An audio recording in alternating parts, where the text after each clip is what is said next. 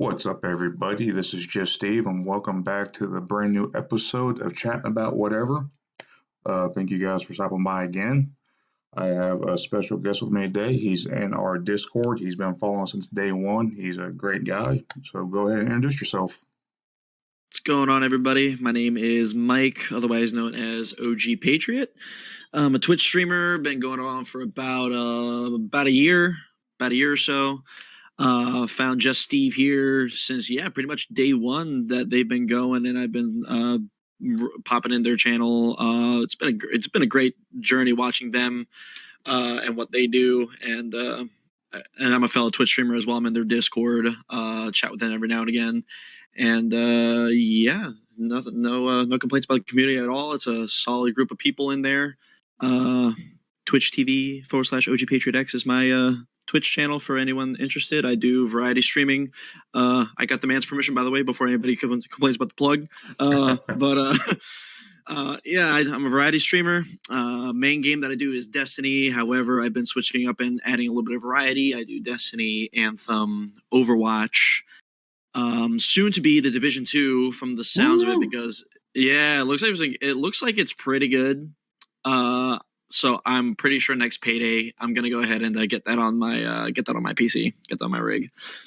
I do IRL streams, and I haven't done a music stream in a while, but I do music streams as well where I sing and play guitar. A well-rounded person indeed, man. Yes, sir. But I'm never against someone throwing out their own stuff for their community and whatnot, because you can't grow by yourself, man. I don't care what you say. You need support and friendships and communities to get that stuff to top tier. Oh, 100%. 100%. So me and OG here was talking before we decided to record, and we was trying to come up with a topic at hand. And down the road, if he's more than willing to come back on, we're going to discuss mental health and whatnot, because it's a big deal for Mike here, which it should be a big deal for everybody. But maybe we'll get some more research and go back and forth a little bit more, and then we'll do that episode down the road. But I'm looking forward to it. Yeah, we'll get some research, and then I'll talk a lot about my personal experience with mental health and dealing with things like anxiety, depression, while managing a chronic illness as well. So yeah, it's a lot to handle, man. You look like you're doing a great job with it, though. Oh, I'm doing my best. It's not easy, but take it a day at a time, take it a meal at a time, and then you're good. There you go. So the topic we came up with, which should be a good one, is the 5 top memorable moments in your video game history. I am so looking forward to this. It's something that just stands out. No matter how long ago you did it, it just shocked you, pissed you off, made you cry, whatever it may have been. But it's just been in your head the entire time you've been a gamer. So we both got a list of 5 we came up with. We'll go back and forth. So since Mike here is the guest, by all means, man, in no particular order, go with your first one. Yeah. All right. So absolutely no particular order, because if you asked me to do an order, I would say your SOL, because there's no way that I could order these at all. I felt the same way about like 3 or 4 of them. I was like, no, they're all number 1. Exactly. Like you think about it, and you think about them, and all of them end up being number 1 in one way, shape, or form. Because as a gamer, it's hard to make that list. It really is, at least in my opinion. I've been gaming it's like the top favorite games. That changes on a daily basis for me. Oh, jeez, I know. Like one day it's Anthem, one day it's Destiny, one day it's I want to play Wii Sports or some crap like that. Hey man, that's a legit top 10 right there, buddy. Some Wii bowling. Oh hell yeah! I'll do the 100 pin. I do the 100 pin Wii bowling. I don't screw around with that. All right, go all in. Oh yeah, dude, go big or go home. That's what I was taught. There you go. So the first one that I'm gonna go over here would probably have to be. So it's not a very well known game, but it's when I grew up with my dad around computers and all that good stuff. So when he was a little bit younger, he was also a pretty avid video gamer. He did Doom, Quake, all that good stuff. So there was a series of horror video games that he played, which kind of jump started my career into gaming. Was watching him play. So this first moment that I mentioned is actually not me playing, but it's something that I experienced with him playing while I was watching over his shoulder, me and my brother. It's a horror game called The Blair Witch, which, you know, people know about those movies like The Blair Witch Project, Book of Shadows, Blair Witch, all that good stuff. So this is a third-person horror game that has like one of those really weird camera angles that it's you go into a room and you could be like, you know, to the left of the screen, to the right of the screen. It's one of those like static camera games. It's a 3D game, but it came out Lord knows how long ago. There is a mechanic in that game that is designed to scare the ever-loving shit out of you, and I'll explain it because it did to me.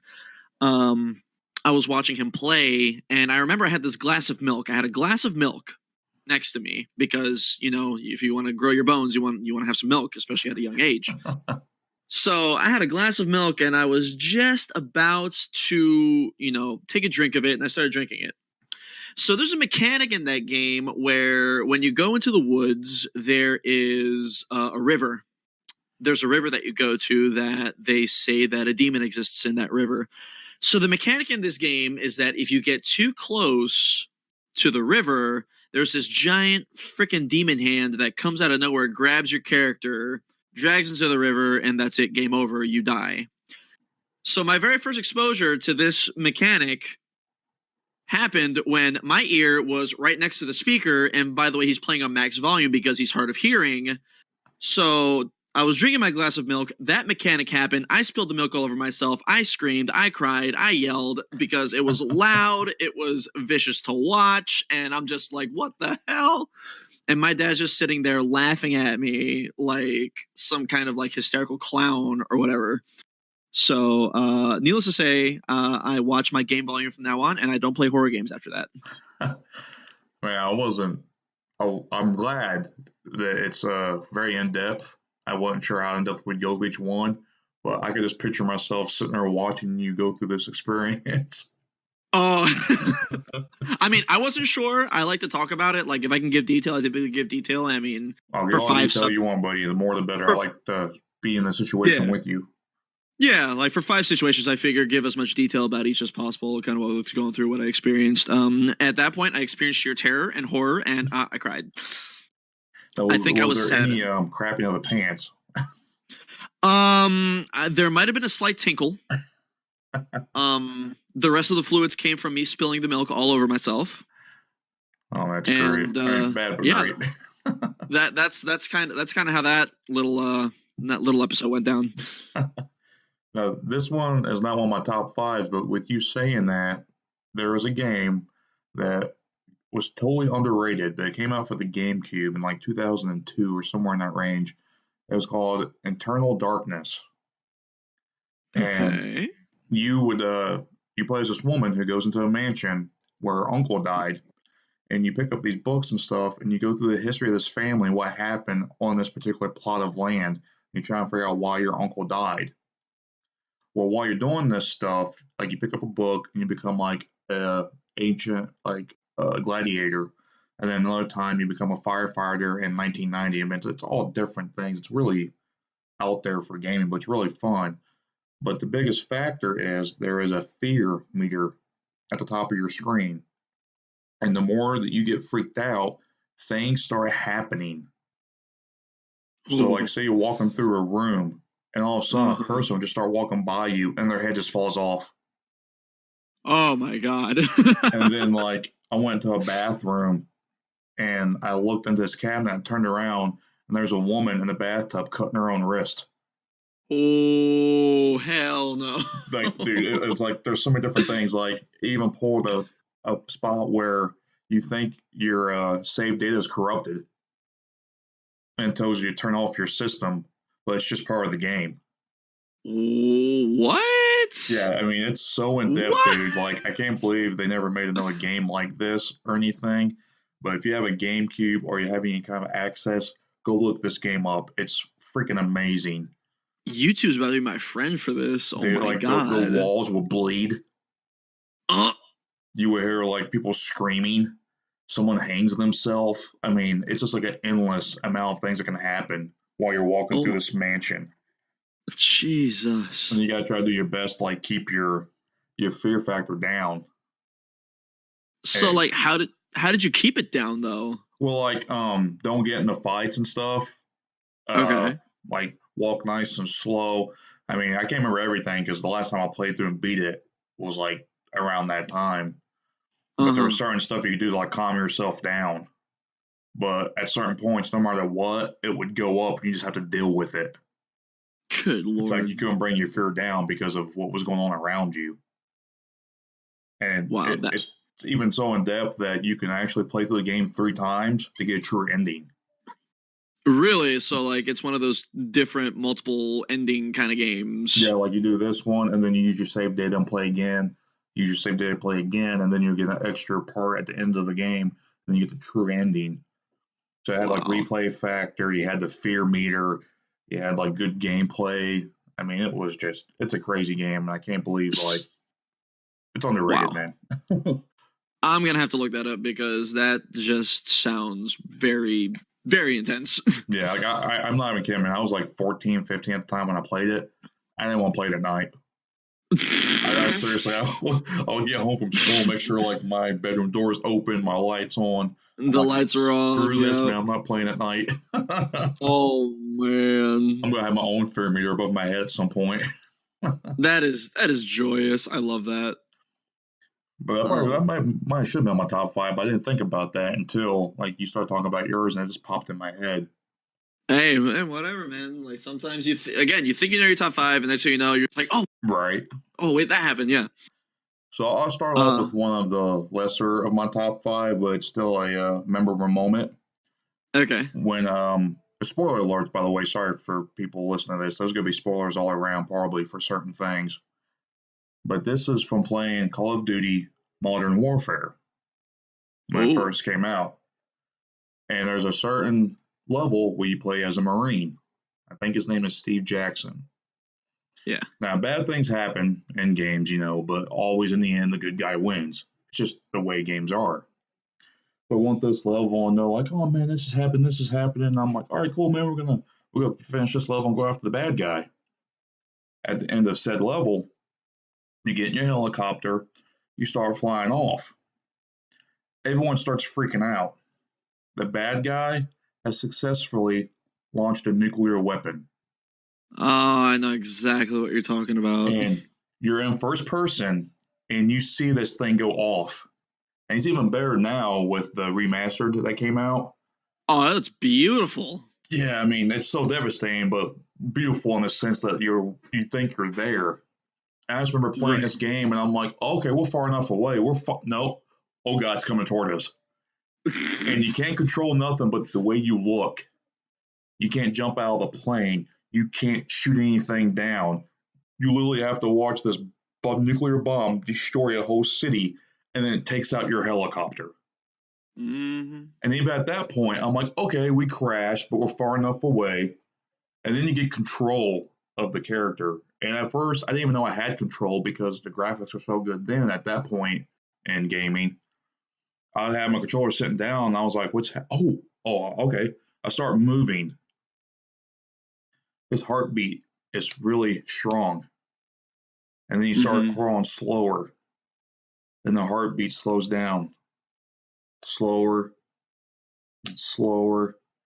And then your vision starts fading. And then you can't move anymore. Then you reach out your arm and you die. And you're like, oh, Yeah. shit. I was like, wait, what?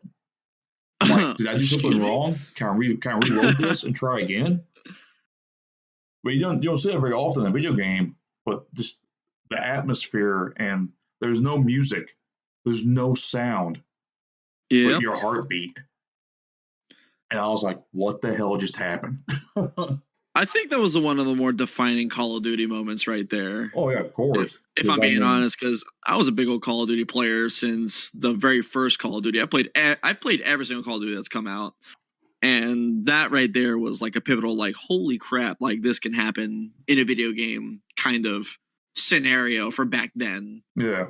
And like I said, Yep. it's like it was permanent. You couldn't go back. You couldn't do anything to change. There was no cheat codes. Like that Mm-hmm. character, he was done. He was gone. And for that Mm-hmm. minute, like the bad guy did what. he blew the bomb. Yep. And then like to top that off, it's not the end of the game yet. Right. And I'm like, where the hell do you go from here? Like, what tops this? And honestly, I love that game, but I don't think anything after that topped that Right. moment. Like, they just shot their load per se, Yep. like right there. Ta-da! And I was like, good God. Jeez. Yep. And then they did the same thing in Modern Warfare 2. They killed off what's his name? Ghost? I think General Shepard killed Ghost. Like the dude that you were playing. Roach. Yeah, they killed Ghost and Roach, and I was just like, you fuckers. Yeah, because Ghost was awesome, but that one made me sad. I was sad to see him go. Yeah, because then you see yourself get caught on fire and everything else. Yeah. It's like, I was just like, wow. Credit to them, though. They make you feel invested. Some games give you flat, one-dimensional characters. But these situations, you're like, dude, why? Exactly. And then Modern Warfare 3, they kill off Soap. Yeah, right. Let's just kill off every main character except for Price, because apparently he's invincible. Oh, well, Price is, I mean, you see that mustache? I'd be invincible with that, too. I've tried growing that thing, but it's too heavy to carry on my face, man. I partially succeeded at one point, and then I got tired of eating it, so. Right. I get that problem now. Yeah. On the corners. Exactly. All right, so that's my number one. Alrighty, so one of the other good memories that I have here for gaming, my very first console shooter. I remember this specifically because my dad. Before this, we had the Super Nintendo, so we had the NES. We would play like Super Ghosts and Goblins. Good game, hard game. All the yeah, I never beat it. Never beat it. Anyone ever did. Yep. Because you gotta get through it twice, but that's beside the point. And then I had a few Star Wars games on there. I had Link to the Past, Zelda, Link to the Past. I had that on there. I beat that a few times. That was a good time. But I remember my dad was like, "Hey, this game looks pretty cool." So I'm just like, "Okay, have no idea what it's about. Don't even know what freaking system it's on. Blah blah blah blah blah blah." So my dad goes ahead and buys us an Xbox, the very first Xbox to come out. This was the first like big boy console that we had in the house. And the very first person shooter that I ever played on a console was Halo. Woo! Halo Combat Evolved, all right? And what blew me away about this game, all right? Well, first of all, it was the very first person shooter that I ever played on a console. So like the graphics were beautiful. It was pretty. It was my first time ever handling a controller like that. What did it for me for that game though was the second mission. The second mission when you actually crash land on Halo. And before then, you had never really seen a map or a level of that scale. You know what I mean? Like you're stepping out of this escape pod, and after you just crashed, and you see like this valley, waterfalls, like a creek, stuff like that. And I'm like, am I actually here? Like, is this what's going on here? Like, for the time, like it was beautiful. It was stunning. It was beautiful. All 30 frames of it was amazing. And I just can't help but remember just like how awe-inspired I was by looking at how great everything looked. The scale of just that particular level, it was insane. It was nonsense. And that's one of the images that comes in my mind every time I think Halo is the first time coming out of that escape pod on the second mission of the first Halo game. When I was, once again, a little Steve in high school, I was working at McDonald's, and my dad called me randomly at work, which never happened. And he's like, "Hey, we got income taxes and everything, and I decided to buy you a racing game. I hope you like it." And I was like, "Okay, I'm not much into racing, but hey, my dad's trying. Okay, cool." I come home, and it turned out that he bought a brand new Xbox. I didn't know what Xbox was because I was just like PlayStation kind of guy or whatever. And he got me Project Gotham Racing, I think it was called. Oh, Project Gotham, yes. Yeah, I think I was it. I might be mistaken, but I was like, "All right, cool." And I started playing it, and my sister, of all people, who wasn't that big of a gamer, she's like, oh, we got an Xbox now? I'm like, yeah. She's like, we should play Halo. I'm like, Halo? What's a Halo? And she's like, oh, it's just an awesome game. And she tried to describe it, but she wasn't a gamer. So, I didn't really like pay attention too much, but I was like, all right. I was like, hey, Dad, you care if we buy this game? And he's like, yeah. So I went to Walmart right then, bought it back, and me and my friend beat the game in one sitting in co-op. Oh my gosh. Because just like you, like I was on the spaceship, and I'm just like, okay, so the whole game takes place on a spaceship. You unlock certain areas, whatever. And then it's like, get to the escape pod, and I was like, wait, what?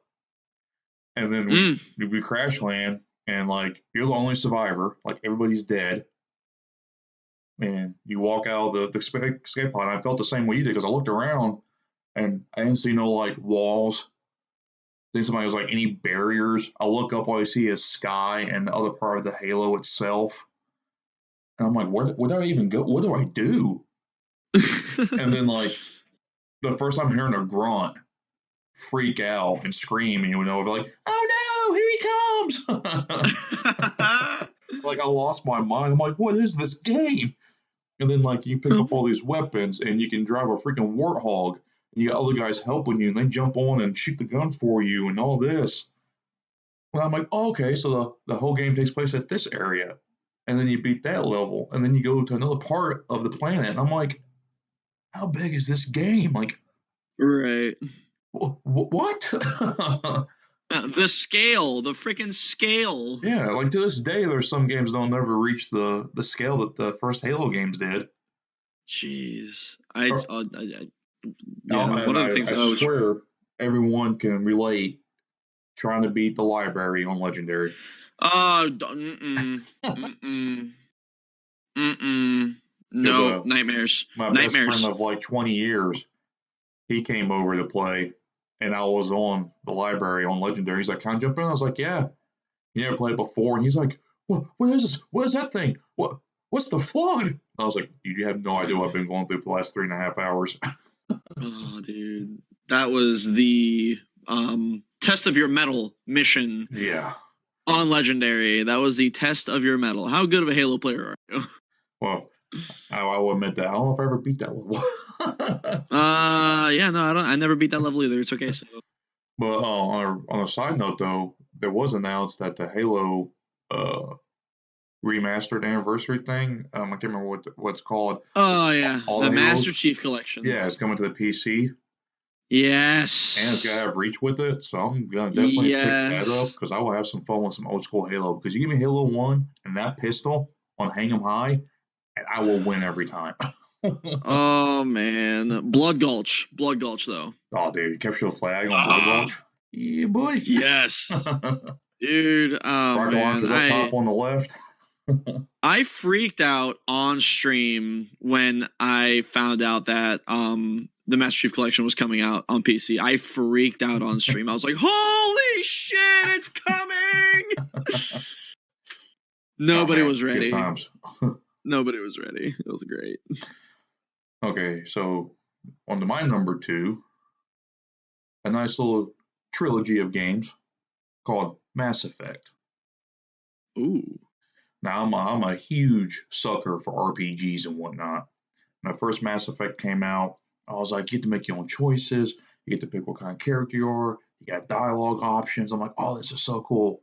Like, I beat the game like 4 or 5 times over. Good guy, bad guy. This person dies, whatever. And then the second one came out. And I was like, can you really top Mass Effect 1? I was like, this game was perfect. So what my number 2 moment is the opening of Mass Effect 2. So You start out on your ship. Everything seems legit, just continuing on from the last time, And all of a sudden, this huge alien ship shows up. Just starts wrecking your ship. And I'm like, whoa. This is like supposed to be the ending of the game, not the beginning of the game. Then you control your Shepard. And you have to run through the ship trying to get people out to the escape pods. And the number 1 moment I remember of this whole scenario is you get to the main hub of your ship, and you just look to your right, and the whole side of your ship is blown out, and you see like stars and planets and debris and bodies just going everywhere. And I'm just like, what's happening? I was like, this is how games end. It's not supposed to be your beginning level. And I literally just stood there and like just watched like space for a minute.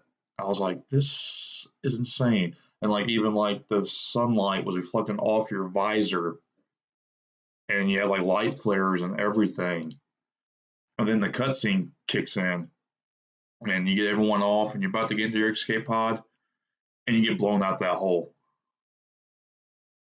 And once again, your character dies. Yep. Like the dying part's not so much the moment I remember, because I mean it was an effective moment, but just the way the ship was blown open, just the whole environment and stuff just blew my mind. Then to put the cherry on top that Shepard dies, and then you're like, where do you go from here? And obviously, if you play Mass Effect 2, you know how it turns out and everything. It's a cool twist on the plot and the storyline, but just that opening 10 minutes of that game was just insane visually, and the way it played out, I was just like, dude. Call me crazy. I never played any of the Mass Effect games. Oh man, you might enjoy it. I don't know how you feel about like RPG aspects. I like RPGs just fine. I just never got around to playing Mass Effect. Like, call me crazy. Because the dialogue stuff and choices you make will carry over for all three games.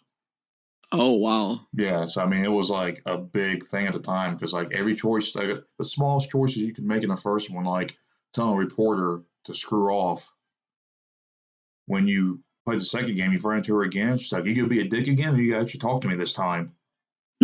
Like she'll remember.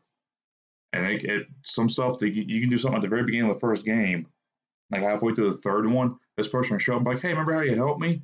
Well, I want to return the favor now that I'm doing good." Oh wow. So yeah, small stuff, big stuff, like it all carries over, and it's just great. And you can either be a good guy, help everybody out, or you can say like screw you and like kill whoever you want, and hook up with anybody you want on your team. Wow. Yeah, it's like it's extremely in depth, man. It's great.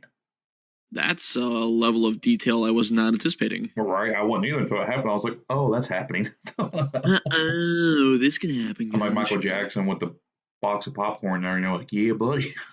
Oh my god, I'm just here for the comments. That's yeah. Yeah. So that was my number 2. Talk about being a smooth criminal if you catch my drift. Giggity. All right. So number 3 for me. Number 3. This game is a little bit old. It's a little bit old. Started out with a few games on PC. One, games that I'll watch my dad play, and then games that I'll play myself. This is not really one of the moments here, but one of the games that he would play that I remember one of the first times watching him was playing like a Quake 2. That was one of the first games I remember my dad playing. That game definitely stuck out. But if there's one game that stuck out the most from not only watching him play, but like until I got my hands on it finally when I first really started playing PC, it was a little known game called Serious Sam. Serious Sam. So for anybody that's listening and doesn't know what Serious Sam is, it's a relatively old game made by Crotium, if I said their name right. And it's basically you just run around and shoot anything with a wide arsenal of weapons, and you get from point A to point B while killing shit like it's in style. That's kind of the objective of the game. I wish I was lying, but it's not. But it's done in such a fun way because like there's so many enemy factions, and there's so many different types of enemies, and then like there's so many different styles of weapons. Like there's rocket launcher, you have a submachine gun and a minigun, you have a single barrel, double barrel shotgun.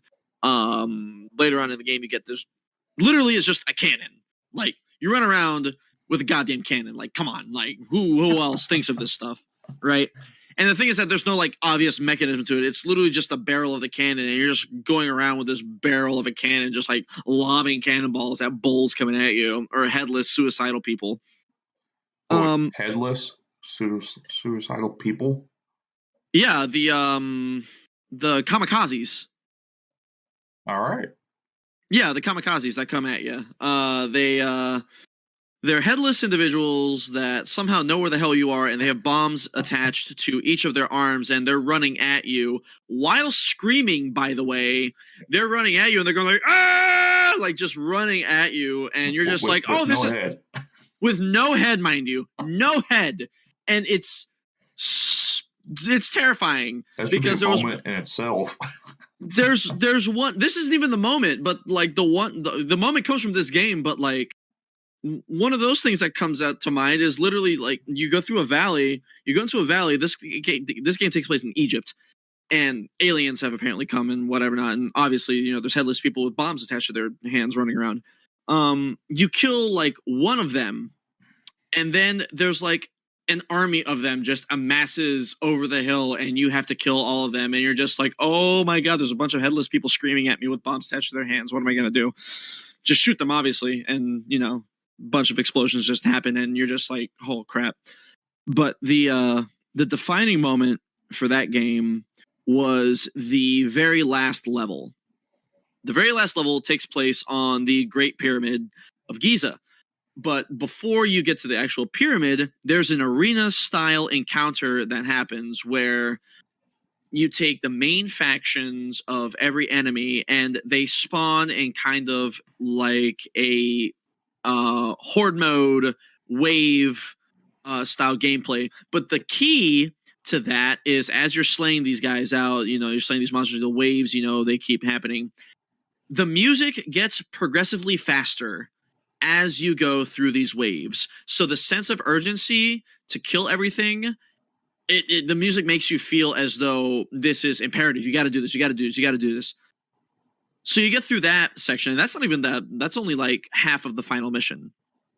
Once you complete the arena, there is a large door that opens, and it's a giant, open, vast, like area with a small little walkway. You can go anywhere, but there's like a small little walkway. And from the main gate, there's this walkway that goes up the pyramid, up to the entrance of the pyramid. So then there's this cutscene. There's this cutscene, and it's the final boss. It is a giant, four-armed, like centaur-looking thing that's got horns, that has weapons in each of its arms. But it comes out of nowhere in the very back of the map where you just came from, and it slowly walks to you. But as it's trying to make its way to you, it's destroying aspects of the map. It's destroying the arena. It's destroying the pillars. It's destroying the sphinxes. So you're just like, oh, fuck, I gotta run. So you're running towards the pyramid, and then, waves of enemies are spawning, all that good stuff. So as the enemies are spawning, this guy's getting closer to you, and he's finally drawing some guns. He's drawing some big guns.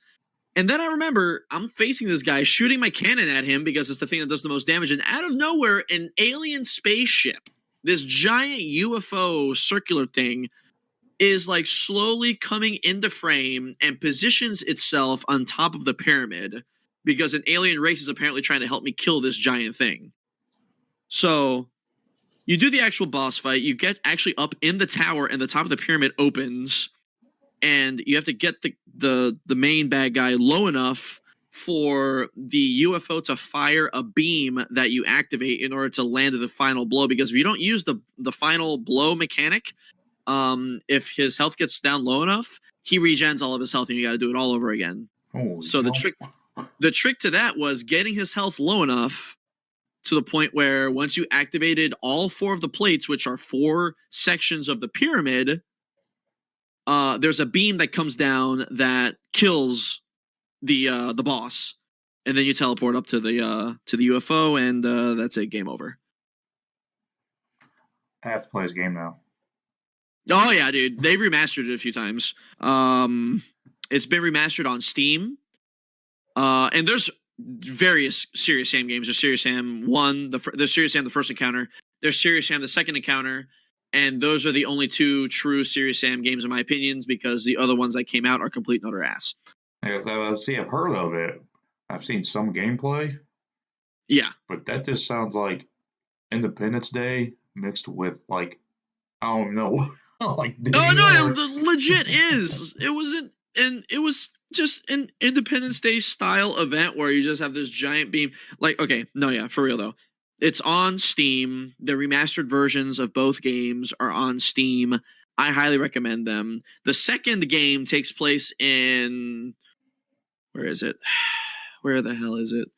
I want to say it takes place in South America, because spoiler alert, the UFO gets shot down by Serious Sam fans that are like following you in the game. Like it's a comedy. It's a freaking comedy as well.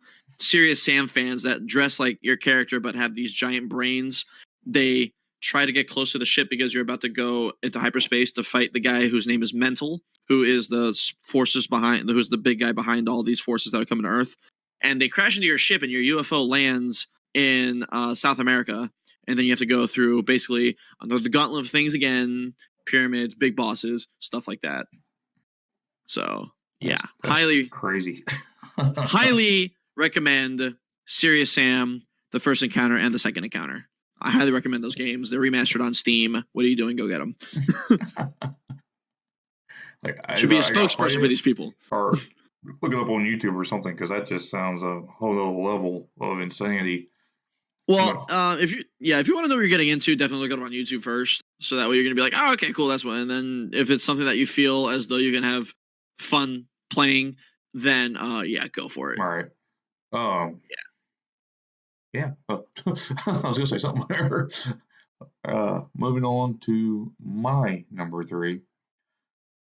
I've said multiple times to a variety of people that Final Fantasy X is like my number 2 game of all time.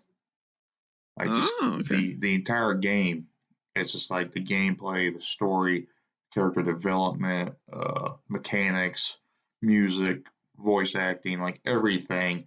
It just hit me all in a positive way. And I literally spent a whole summer playing this game, and I had like 150 hours on it. Like, I could not get enough of it. Now, this is not supposed to be a reoccurring thing, but there is death involved. But Jace. I didn't mean for it to be a recurring thing, because the Mass Effect 2 thing was more of the visual of space, and Modern Warfare was more of the fact that a nuclear bomb went off. But with Final Fantasy X, you play as a man who I thought was named Titus, because you never hear his name in the game, because you get to choose your own name still, and voice acting was just starting to come around on the PS2 and stuff, so everyone called you by pronouns, like he, or him, or that guy. So you knew his name was Titus until Kingdom Hearts came out, and he's like, "Hi, my name is Titus." And the world of like Final Fantasy X fans just like blew up. Like, wait, what? Like, no, that's Titus. Oh, no. This guy says it's pronounced Titus. I'm like, it's Tidus. It sounds like Titus to me.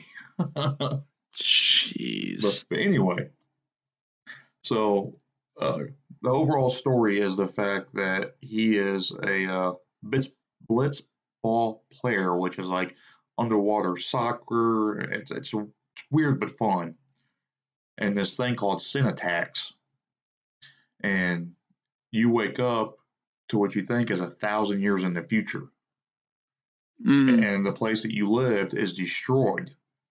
And anyone you tell you lived there and that's where you do your daily things, they think you're crazy.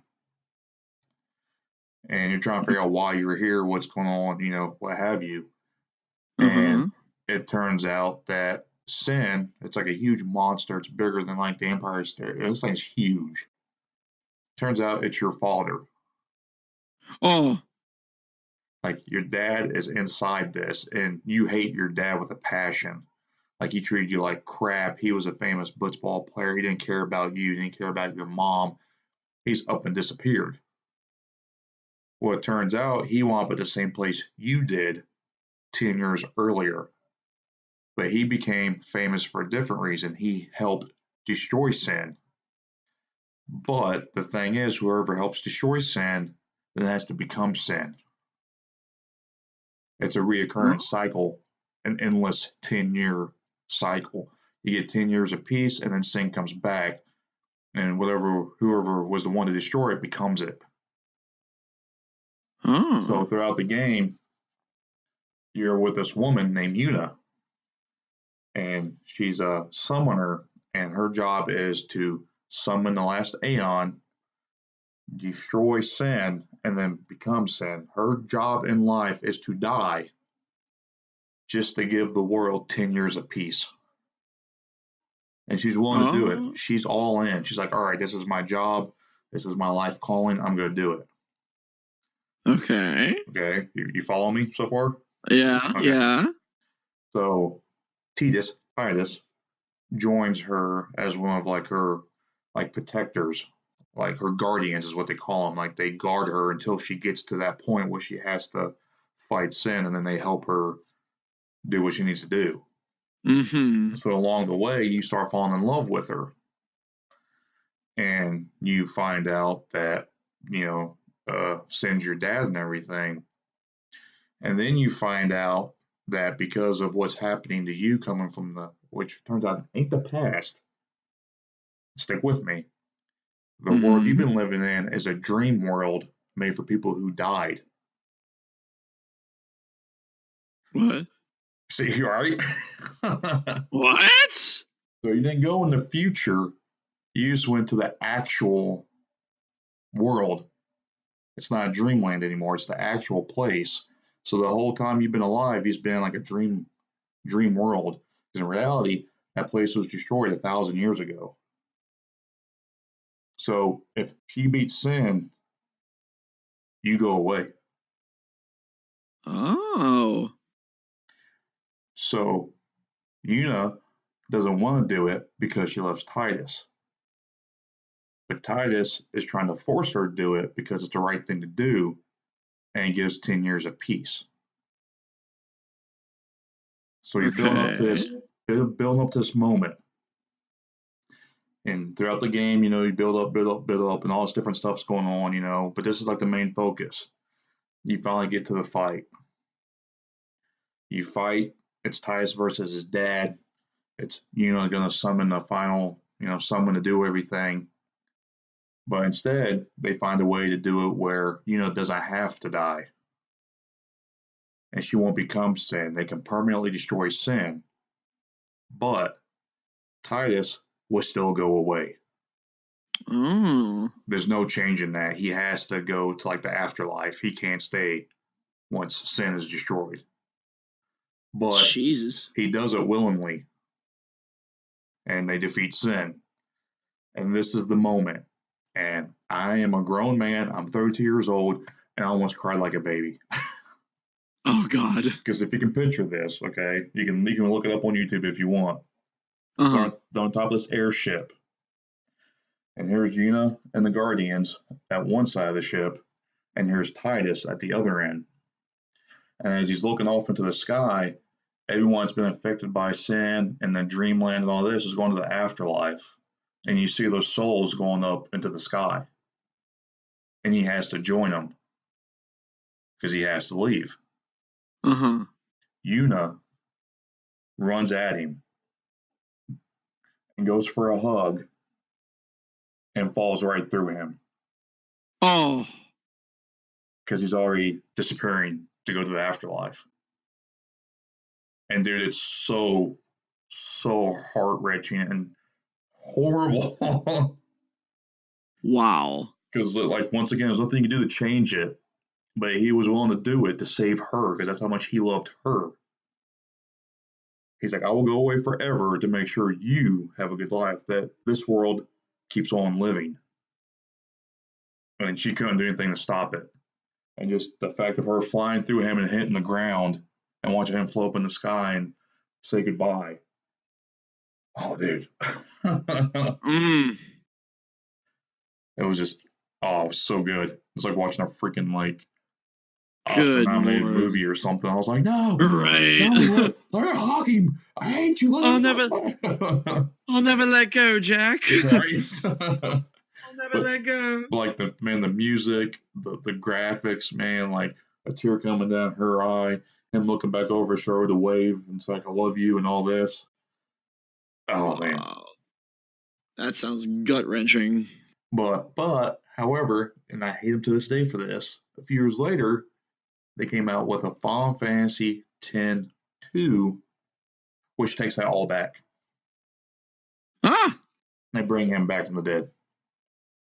Well then. Because they want to end it on a sad note. And I was like, no, man, that was perfect. I was like, you build it up, you build it up, you build up. Instead of, pulling your punch and being safe, you went all in. You killed him. You sent him away. It was a perfect ending. It made sense. I mean, sometimes those endings are the best ones. Yeah, like you're being realistic. You're not going for that happy, oh yay. Like you make it count. It makes people remember it 20 years later, like I do. Yeah. Yeah. Like, unpopular opinion, I personally believe that Harry Potter should have died at the end of the Harry Potter movies. Oh yeah, that's just dude. me though. They should have taken each other out. It'd been epic. That would have made the series that much more epic if Harry Potter had died. Yeah, because the build up, because this time he's willing to do it. He knows it's coming, but he'll go through with it to save everybody else. Right. Then you got the stupid cop out where he kind of dies. Right. I mean, anyway, yeah, that's a whole nother podcast. Hey, that's a whole nother that's a topic for a later date. Yeah. So I refuse to play 10-2. Yeah, I don't blame you. I refuse to play it too. I was like, you guys just gave in to some fans. They're like, oh no, that's not a good ending. Like, nah, man, you screwed it up. Goddamn. All right, sir, you're number 4. We're getting close to the end here. All right, my number 4 was... So, my number 4 pick is a game that was my very first introduction to this style of game.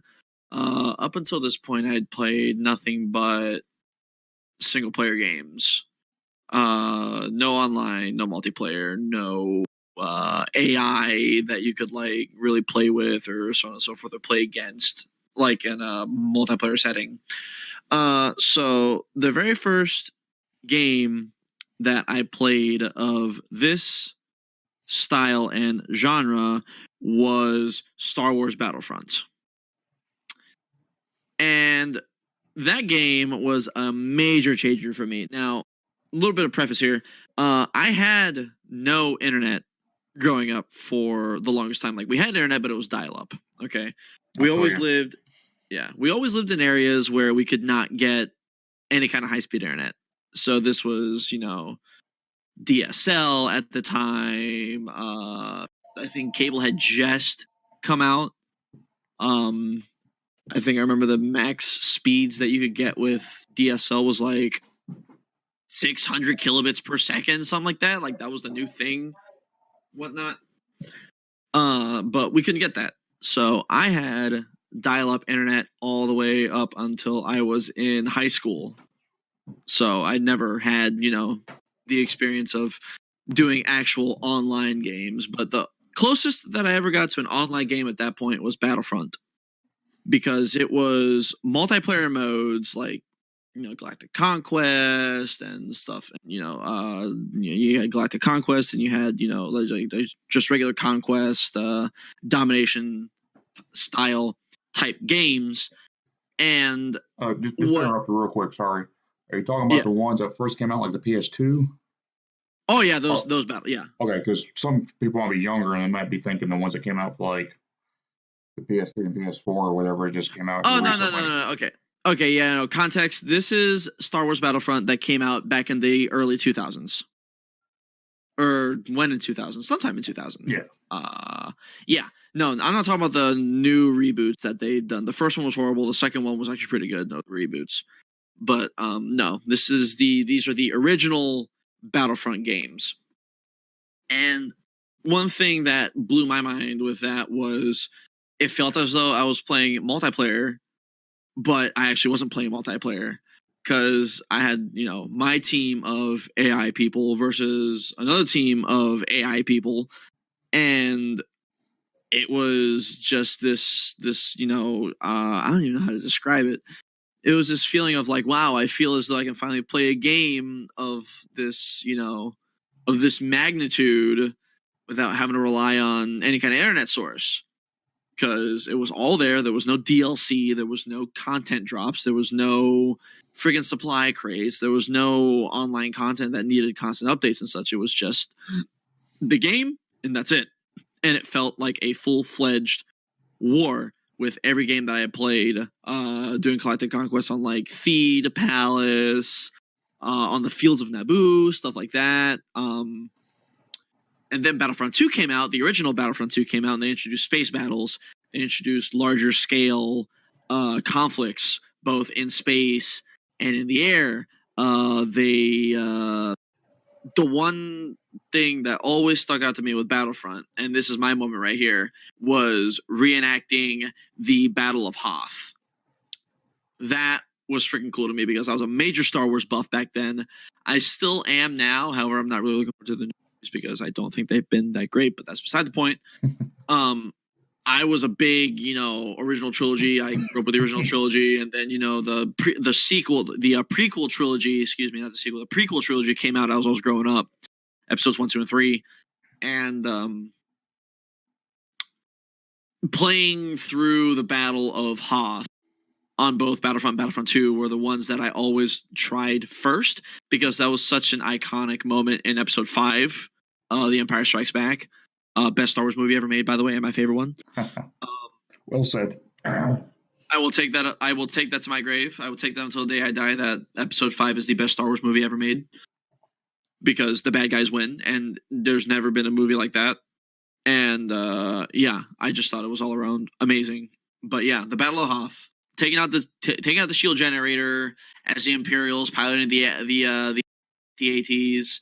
Or, being a rebel pilot and piloting the snow speeders and actually using the grapple to take down the AT-ATs, all while the little AT-STs are running around, and you have the rebels in their little bunker forts, like with machine guns. And these are large lobbies as well, by the way, because there was a lot of room for a lot of AI controlled units in Wasn't these it like games. 64 or something like that? It was 64 players. Yeah. It was 64, so 32 per team, which doesn't sound like a whole hell of a lot, but when you actually see it, and I think that the PC is able to mod for more. I think the PC is able to go up to like 64 players per team. Wow. I don't know. I'd have to look because I can get the original Battlefront on my PC here through Origin. I might check that out, but it was huge. It was huge, and the Battle of Hoth is the one that I field tested these games on because it was a large map, very large scale. I remember having Darth Vader running around the map, especially in Battlefront 1, because you can't kill the hero characters in Battlefront 1. So Darth Vader can trap you in a hallway, and that's it. You're dead because you can't kill him. He is able to deflect every shot, every grenade, or whatever you do. You can throw him around like a rag doll. And try and do some weird voodoo magic on him, but that's beside the point. You can't kill him. Same thing with Luke Skywalker. Couldn't kill him either. The hero characters were just immortal. They were invincible in Battlefront 1. But Battlefront 2 is when you introduce the factor that you could actually play as those characters and that you then at that point could get killed and such. But yeah, Battlefront 1, if Darth Vader trapped you in a bad way, you were dead. You were dead skis. Sounds like real life almost. Exactly. Like, as the good old saying would go, it's all ogre now when they get to you. It's all ogre now. Yeah, I had the pleasure of playing those games as well. That's why I remembered the 64 players, because at certain times I didn't have internet and just loading up on a map, and it's just already like shit's going down. Right? There's like lasers shooting by. You see like lightsabers popping up. People are dropping droids. Grenades are going off. There's rain coming down. Yup. It's like just intense as hell. It was hellfire raining out on you, and you didn't have enough.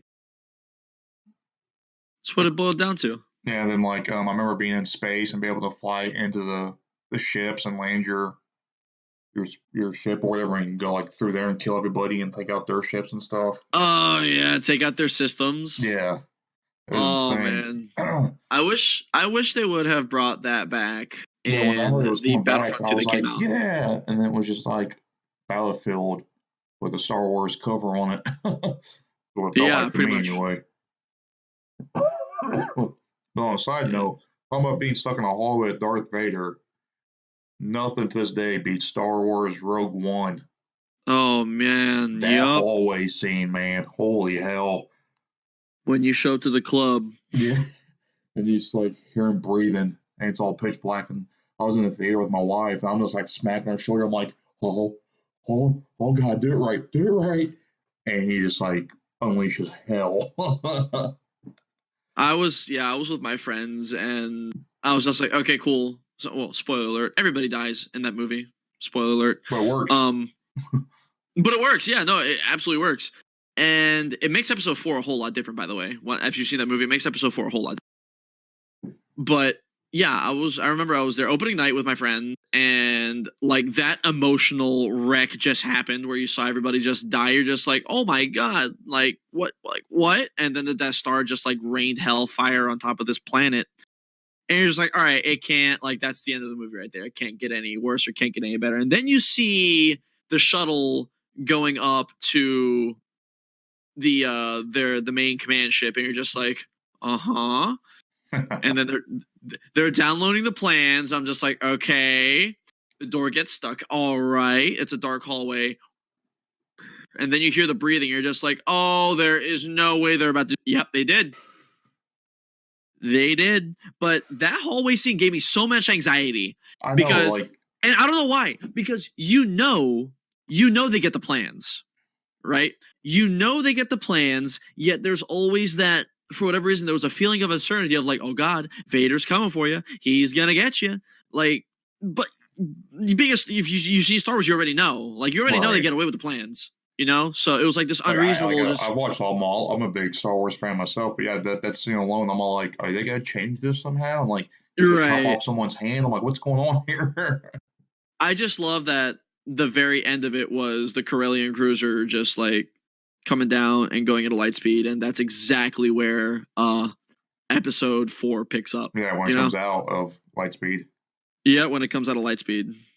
I mean, I know they had to use like a younger version of Leia, but it still worked. Yeah, they had to use a CGI version of Leia. She's like, hope. And I was like, yes. I was like, oh God, no. But that's my number 4 moment.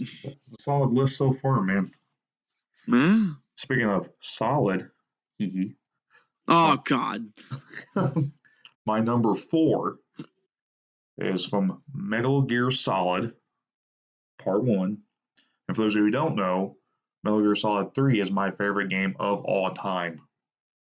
Just everything about that game I freaking love. I beat it like 20 times. I'll play it every day if I had time to do so. And I would never get bored of it. But there's a fight with a certain character called Psycho Mantis. He reads minds. Have you played this at all, Mike? I've never played any of the Metal Gear Solid games. So you have no idea what I'm talking about. No, I'm just immersed right now. Okay, this is gonna blow your mind, sir. I promise you. You will be shaken from this. Shooketh. So you're trying to find this woman named Meryl who's supposed to be helping you. And you get to this certain office area in the game. And there's this really chill music playing. It's almost like a soft elevator music. And it's not the music it usually plays when you're in this area. It just happens to start right now. And you're looking around where you're walking around, there's no guards. It's just you and Meryl. And Meryl starts acting weird. And like you see her head swaying a little bit, and she talks about like being in love with you, and you have to like take her. And this is like all out of character, and you're like, what the hell is going on right now? And she's like, follow me, Snake. And you know, like you can't do anything but follow her. And you go into this office, and above her Psycho Mantis appears out of nowhere, and he wears like this dominatrix like suit that's got straps and everything all of it. And he wears this gas mask that covers his whole face, and it looks like his hands are like flipper things, like the penguin from Batman Returns. Oh, Jesus And Christ. he's just floating there with his hands in the air behind her, and he's controlling her like a puppet. So his hands are moving in the air, and he's controlling what she does. And he's all like, I have control. I can do anything I want. I can read into people's minds. So he forces her to come at you. And if you kill her, game over. So you got to figure out how to put her down without killing her. And there's different ways you can kind of choke her enough to where you don't break her neck, but you make her pass out, or you can just punch her, which is unfortunate, but you knock her out. And Psycho Mantis appears again. He's like, okay, now the real battle begins. I'm going to read your mind. And you're like, okay, whatever. And depending on how you play the game, I kid you not, he's like, oh, you're a very safe person. You save your game a lot. So if you Oh. saved your game like 5, 10 times or more, he can tell. And he's like, you're very cautious. You save a lot. Or say you don't save Oh. it all up to that point. He's like, you're a very careless man. You should save more often. What happens if you die? And you're sitting there, and it's your first time playing, and I'm just like looking around like, but, huh? How do you know? And then if you die or don't die, you know that too. He's like, how does it feel to come back from death so many times? Oh. Or how does it feel to be invincible? I'm like, what? Shit. What the hell is going on right now? How does the game know this? And then he's like, let's dive deeper. Metal Gear Solid is made by Konami.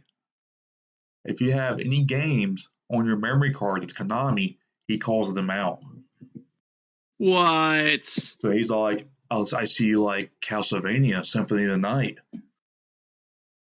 And you're like, he's reading my goddamn memory card. He's in my hard drive.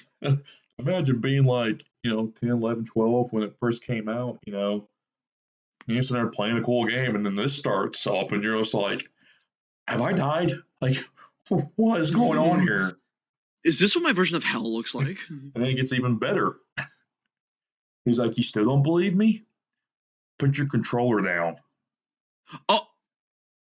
You put your controller on your table or whatever, and he makes the son of a bitch vibrate. And I didn't know what was going on because I wasn't used to having vibrating controllers or whatever. When I sit at my table, all of a sudden it's just like, I like backed up from my desk, and I was like, what? Fuck this! Like, I was ready to turn the game off, dude. I was so scared. I'm like, I don't know what's going on right now. I'm so scared. Oh my god. Then, this moment's not over yet. Oh my god. Not over yet. You start fighting him. He dodges everything you do. You can't punch him. You can't shoot him. You can't grab him. Nothing works. Because he's reading your mind. Anything you push in your controller, he knows what you're doing. Oh my god. So how do you get around that? Kid you not, if you don't figure it out, you figure it out by talking to like your support group that helps you through the game. Uh-huh. You literally have to unplug your controller and plug it into the second slot. Because then he can't read your mind. What? Yeah. Mind blowing yet? They made it that advanced back then to and this where came out in 1998. What the and he even acknowledges it. He's like, why can't I read your mind? What are you doing? Insane. Yo, I'm just thinking about that right now. Like, That's nuts. Imagine playing it though, and this is going on. Oh my god. And then even better, if you keep on hitting him, screen goes black. The screen goes just goes like black screen. You know, like in the old days where you unplug something and it'd be like TV1 or Hido or something like, I can't remember what was up in the corner, but it'd say something in yellow. Yeah. Okay. Well, this would say Hideo, which is the man that made the game, Hideo Kojima. Uh-huh. So you would think the game messed up, but it's just him screwing with you. Jesus. So some people would turn off the game thinking it messed up. But if you wait, they go back to the game. And if you take too long trying to beat him, he's like, "Oh, I know your trick." And he'll find out you switch the controller. So now you got to switch it back to the first one. Jesus. Wow. Yeah. That's insane. That fucks with my mind so hard, just thinking that they could do it easily to where they can read the input of your controller and your then just like everything. Oh man. Ooh, that makes me weird, man. And then even better though, like you kill him and everything, right? Mm-hmm. Metal Gear Solid 4 comes out years later, and you're fighting a different person that has like psychic powers, and out of nowhere, Psycho Mantis' ghost appears. Oh. And he's like, "That's right, I'm back." And it's like, no, not again. Like, go away, dude, no. And it's funny because when Metal Gear Solid 4 came out, the PS3 didn't have vibration in the controllers yet. Uh-huh. So he's like, "Set down your controller so we can do it again." And he sat down and he throws his hands out and nothing happens. And then he tries again and nothing happens. He's like, "What? Oh, that's right. You don't have a whatever controller." Like a DualShock controller number 3. You're playing with a number 2. Oh my god. So it's like totally breaking the fourth wall. Oh man. He pulled a Deadpool, broke the fourth wall. Right.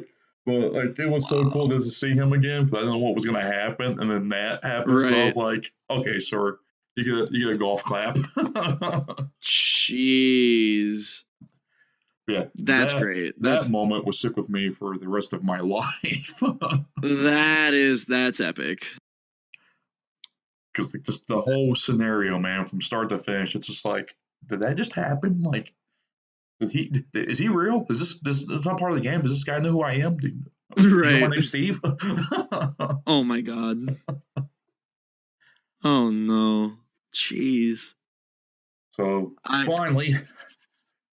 The fifth final moment for you, sir. The fifth and final friggin' moment. My fifth moment with my gaming career actually happened fairly recently. This one is definitely a recent thing for me because up until what was it? Jeez. Almost a few years ago, I had nothing to do with like the esports arena or anything of that nature. I didn't know anything about how to properly do YouTube. I didn't know jack squat about content creation. I had no idea what it was about. So one of the things that I had seen a lot of people, start doing was like, they're getting involved in esports organizations and such like that. So I started to dive into that arena with my best friend. He had been big into the esports scene for years before I kind of sort of even knew what it was. It's just one of those things where it's just nothing that I really paid attention too much. I didn't really pay attention to it. Until I started getting more involved with the scene. So one of the things that I did to get my feet wet with it was I joined an organization called Vertex Gaming as a writer. I would write up their online matches that they did, any kind of tournaments that they were hosting, so on and so forth, stuff like that. Yeah. That organization got sort of disbanded, and then after that, I hopped in here and there, like doing different things for different organizations. None of them really stuck.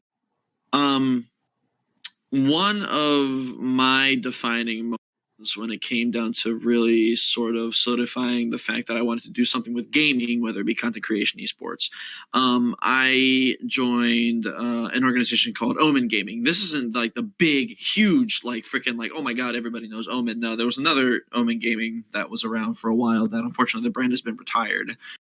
But my best friend, he owned this organization. And, I started, kind of working my way up until I got to be the COO of that organization with logistics and all that good stuff, helping with logistics, staffing. My defining moment in that organization is that I went to my first ever LAN competition. And this is when World War II came out, Call of Duty World War II. We had a COD team, and they needed people to go with the COD team to make sure they were taken care of. Registration was all good to go. Heads were level. All the stuff needed basically to help with managing a team. So I ended up taking my first ever road trip with my fiance to Detroit, Michigan. We went up to Detroit up to Michigan for an MES event, MES Detroit. And then I met up with the team. I met everybody there, and I had never met any of the people in person. I had no idea what I was getting myself into. But I'm one of those phases. I was one of those in those phases / am currently in one of those phases where, you only live once, make the best of it, do whatever, basically. And I was just like, yeah, I'll go. He talked to me. He was like, dude, I need someone to go with them. I was like, okay, yeah, I'll go. No, I'll go. So my fiance and I, we actually both woke up at 5. We woke up at God o'clock in the morning. That's what I'm going to rephrase it. Whenever it's like early as anything, I'm just like, early. It's God o'clock. Yeah, early. It's called God o'clock in the morning. And I drove from Southern Maryland through a little bit of Pennsylvania, got into Ohio. I saw a few states on my way up to Detroit. It was nice. It was a nice trip. It was a really nice trip. I would absolutely do that drive again. Except for driving in Ohio. I hate driving one stretch of road with nothing but flatlands on either side of you. It's this turnpike. It's 147 miles of literally like nothing. It's horrible. Quick, I feel you because I live in Ohio. You live in Ohio? Yes. So you know exactly what I'm talking about. Nothing but flatlands and corn, buddy. Dude, props to you for living in Ohio. I couldn't do it. I grew up in Tennessee, so think of the difference there. Oh, yeah, I went to Tennessee. I would much rather go to Tennessee than Ohio. Right. And then also went to Oklahoma, and that was bad too. I hated Oklahoma. Then again, I was there while I was in the military for a short time, so that was my Oklahoma experience, but that's beside the point. Yeah, it was that was a very enlightening event because I've never in my life networked with so many amazing and like-minded people face to face in one confined area. I met a lot of different organizations. I met a lot of different teams. I met a lot of different players. There's a lot of staff that I met. I learned how an event was run. I got to see our team in their first ever LAN place top 10. And it was a team that had formed really like 2 weeks prior because 2 people had dropped. And the people that stayed, they needed somebody. So it was hard to find the 2 other individuals because of 4v4 game modes. It was hard to find other individuals that were able to become cohesive with the team, if I'm using that in the right context. It's hard to find people to mesh with when you're playing competitively. You have to be on the same wavelength. You have to understand that, stuff could be going good or bad just by the tone of their voice. Call outs are a thing. Not getting frustrated, not letting the opposing team get into your head. It's one of those things, and I witnessed literally every aspect of that in my first LAN going up to Detroit, and my regret is not doing it more and not doing it sooner. And me, like, there was a point in time where I wanted to play competitively. I was basically, I had a team back when Black Ops 2 came out, which is one of my semi-first exposures into the competitive world, where we were supposed to go to MLG Columbus, and the team got disbanded. But it was like a semi-pro thing, and I was good at Black Ops 2, and then the rest of the Call of Duties came out, and something about it just, so my dreams of becoming a professional competitive gamer died real quick right there, but that's okay. But yeah, the defining moment of me knowing that I wanted to get more into gaming, whether it was being a part of a professional organization, content creation, which obviously I chose the content creation route because that's what I have more passion towards, was going to that LAN. It was going to that LAN. It was getting involved with that organization. It was, knowing how it runs. And that's how I made the decision that I wanted to do something more with it. And then I went the content creation route. I started streaming on Xbox. I took a while, and then I upgraded to PC. I have a actually not even semi, I have a pretty beefy Alienware PC. And yeah, I haven't looked back at a console ever since. I've been on, it's easier to stream on PC, and I find that I'm okay at it every now and again.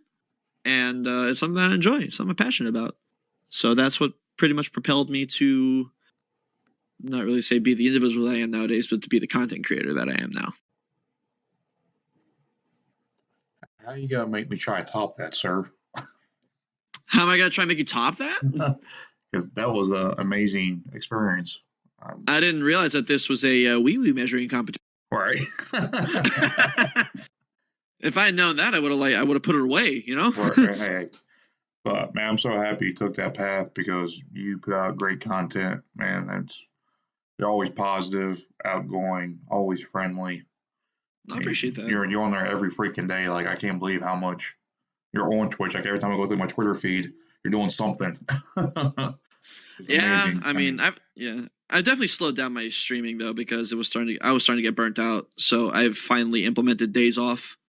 Right. I implemented days off in my schedule finally. The grind was, and in my quest for fulfilling that hunger, I was burning myself out more than more than finding fulfillment and enjoyment.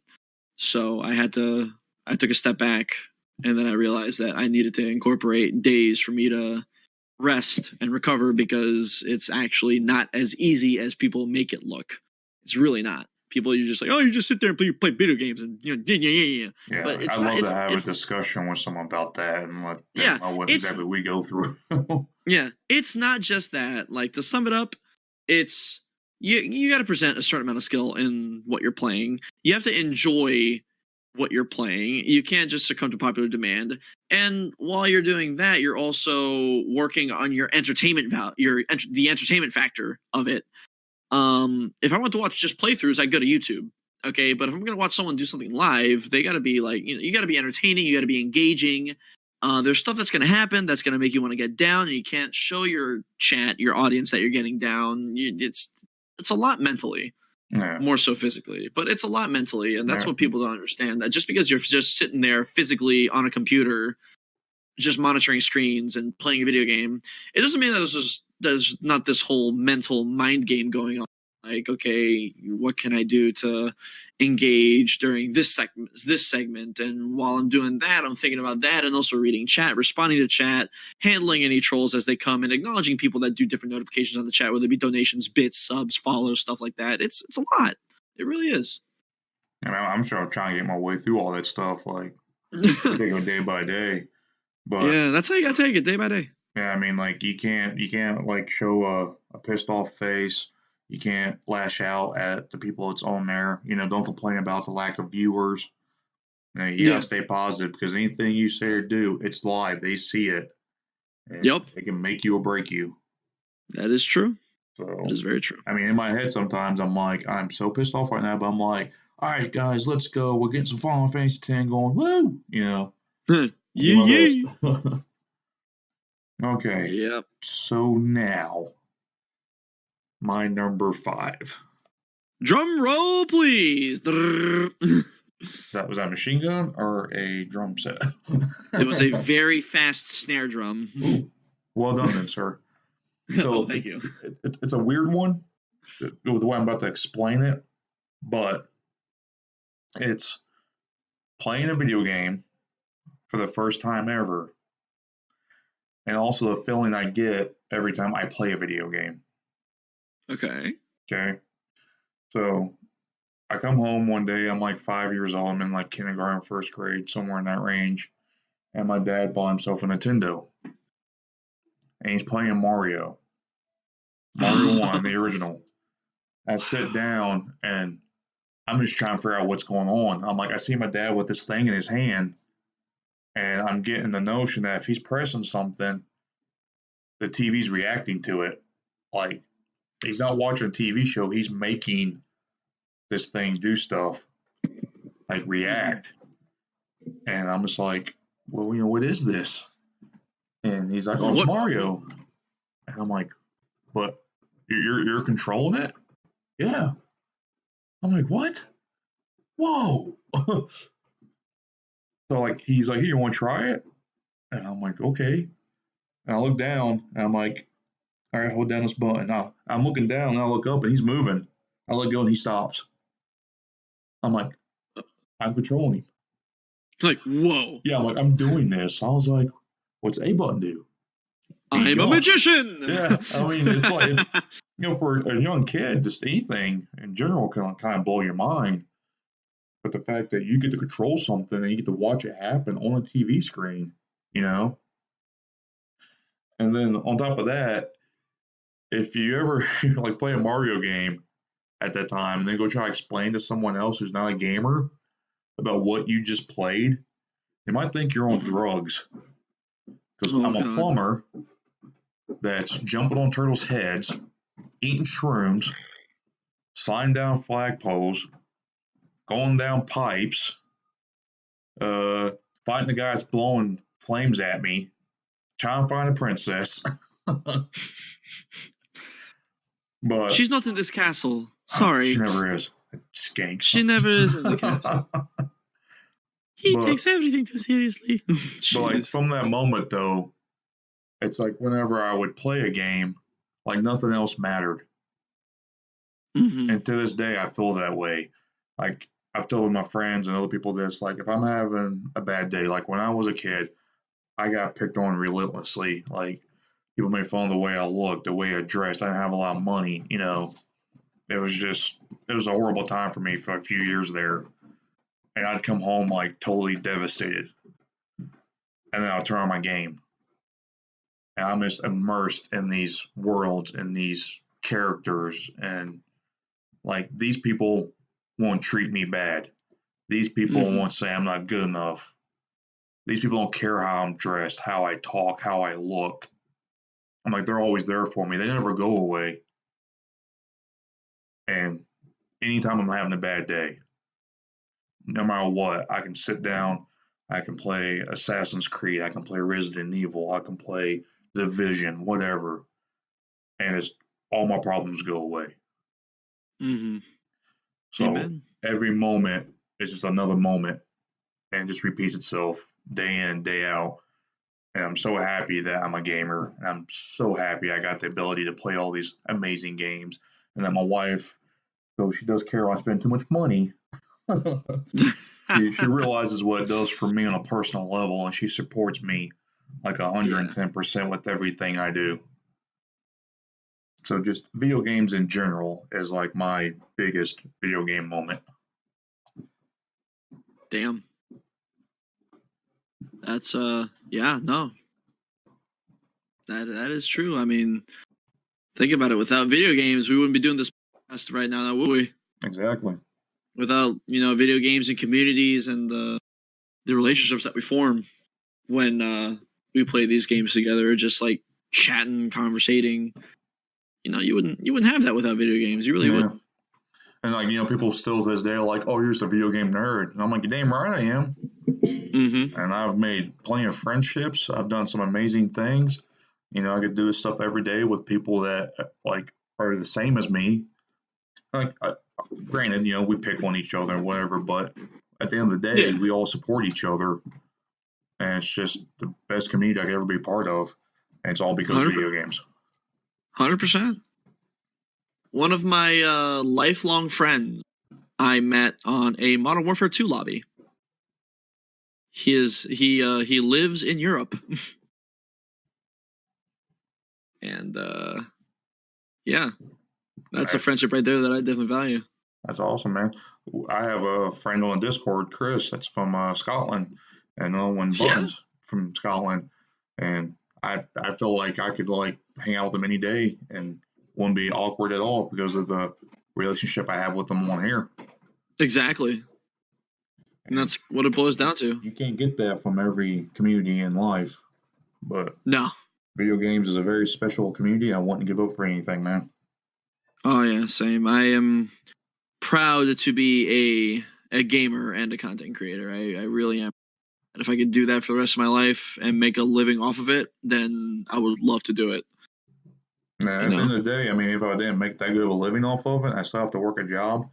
I'd still do it though. I still do it. I don't make jack crap off of this right now. It's at the bottom of my list of what needs to be done. I got you. You got to do it because you enjoy it too. Yep. If you're not enjoying it, then what's the point in doing it? So I should quit my job, is what you're saying, right? Hey, I should take my advice too. I should just quit my job and do this. That's it. All right. Well, yep. On that note, this has been one hell of a beefy episode. It's been amazing, man. You've been a hell of a co-host, a guest commentator, if you will. Yeah, no, thank you for having me on here. Yeah, your moments were definitely in depth and hilarious at some points and terrifying and, all mixed into one. Pretty much. I blew your mind with the Psycho Manus part. No, my mind, I'm going to be thinking about later. It's going to be my thing. Well, on that note, I'd like to thank you again, man, for doing this with me. And of course, you're more than welcome to come back whenever you want. I know we got the mental health thing set up down the road, but anytime you want to jump in, man, and do it with me and Nick or whoever, you're more than welcome to. Just let me know. Oh, absolutely. I'd love to. But with that, this has been Just Steve. That's been OG Patriot. Remember to catch him on Twitch, Twitter, what have you. And we'll talk to you later, guys. Peace. Peace. Peace. Peace. Peace. Peace. Peace. Peace.